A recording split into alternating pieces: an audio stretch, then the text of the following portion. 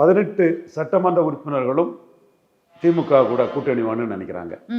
திமுகவுக்கு வாக்கு வங்கி அந்த காம்பினேஷன் கெமிஸ்ட்ரியில் உள்ள அந்த இதை தாண்டி அவங்களுக்குள்ள பொருளாதார செலவு, பூத் ஒர்க்கு எல்லாமே வந்து திமுகவால் நடக்கும்னு அவங்க நம்புகிறாங்க.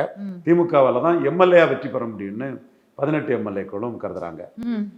இங்கே இருக்கக்கூடிய 9 எம்பியில் 8 எம்பி திமுக கூட்டணி வேணும்னு கருதுறாங்க. மாணிக் தாகூர் ஒரு ஒரு ஒரு பிரஸ்டேட்டடில் என்னென்னமோ பண்ணிட்டு இருக்கிறாரு.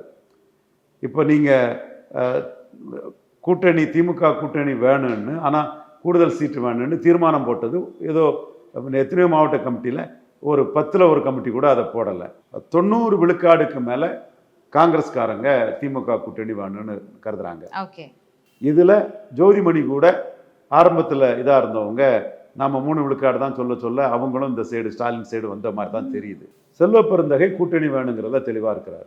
மல்லிகார்ஜுன கார்கே கூட்டணி வேணுங்கிறத தெளிவாக இருக்கிறாரு. ஸ்டாலின் கூட 22 எம்பியை மதிக்கிறாரு. 2 மக்களவை தேர்தலில் நியர்லி 40 சீட்ஸ் ஜெயித்து கொடுத்துட்டாருங்கிறத மதிக்கிறாரு.